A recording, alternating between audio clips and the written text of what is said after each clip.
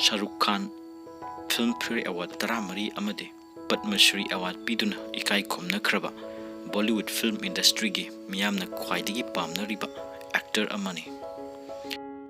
Shahrukh Khan Bollywood film industry खक्त नतना मालेम सिनब थुंगना खंगनरबा अमदि पृथ्वी असिदा लैरिबा ख्वाइदगी सेंजाव पाइबा एक्टर सिंगी मरक्ता अमसु ओइरबने। अदुबु महाक इचम चंबा मिडिल क्लास फैमिली अमदगी हौरखेबने। शाहरुख खान नवंबर की डेट 2 1965 ता दिल्ली दा लैबा मुस्लिम की इमुंग अमदा पोकी। महाक की अपोक मपा असी हाना पेशवार हाइना खंगनरिबा हौजिकना पाकिस्तान की ओइख्रबा लम असिदा लेरमे। 1947 दा इंडिया अमदी पाकिस्तान अनी की पार्टीशन तौनबा मतम अदुदा महाक की अपोक मपाना दिल्ली दा लाक्तुना युम अमदा बारा लौदुना लेरमे। महाक की अपोक मपा कारबार मखल कया अमा तौरमे। कारबार सिंह अदुगी मरक्ता रेस्टोरेंट फंबा सिसु अमने।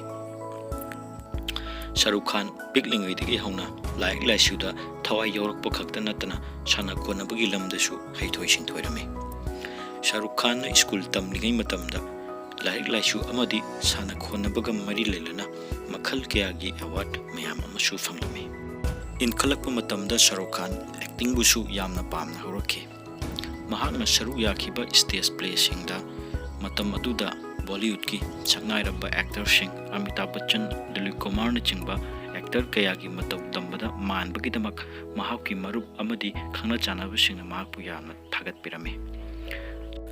शाहरुख खान दिल्ली दा लैबा हंसराज कॉलेज दा डिग्री लोइसलबा मतुंगदा मास कम्युनिकेशन सब्जेक्ट मास्टर तौनबगिदमक जामिया मिलिया इस्लामिया यूनिवर्सिटी दा मिंग चलमे। अदुबु यूनिवर्सिटी असी लोइद्रिङैदा एक्टिंग की लाइन दा कैरियर सेमनबगिदमक नेशनल स्कूल ऑफ ड्रामा दा मिंग चंदुना यूनिवर्सिटी तंबा तोक्थोक्लमे। शाहरुख खान की ममा अमदी मपा अनिमक महाके कैरियर हौगलपा मतमदा लैरमखिदे। ममा अमदी मपा अनि लैखिदबदगी इमुंग मनुंग की दायित्व खुदिमक मगोंदा लोइना तारमे। महाके कैरियर की इहान हानबा हौगलपा मतमदा टीवी सीरियल सिंगदा सरुक यारमे। टीवी सीरियल सिंग अदुदी सर्कस अमदी फौजी हारिबा सीरियल सिंग असिनी।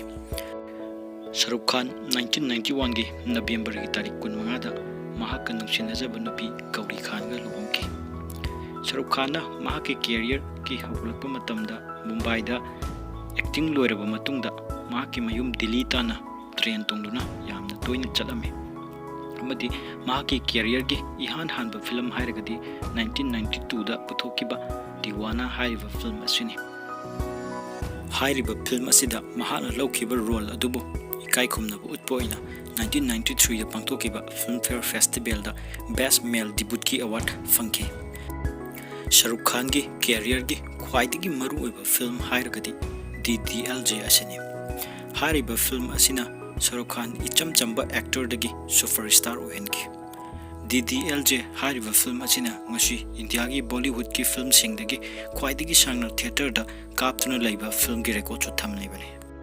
शाहरुख खान ना कुमखिबा फिल्म सिंग खरा मिंगोइना पल्लबदा कभी अलविदा ना कहना, कुछ कुछ होता है, स्वादेश, चाकदे इंडिया अमदी अतई अतोपा फिल्म मरफू हेनबदा सरुक याख्रबा अदुगुमलबा बॉलीवुड फिल्म इंडस्ट्री की ख्वाइदगी थोइदोक हेंदोकना मियामना पामनरबा एक्टर अमनी।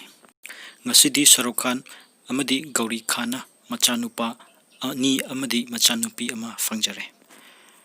शाहरुख खान फिल्म की हीरो ओइबा खक्ता नतना रियल लाइफ किसु असेंगबा हीरोनी।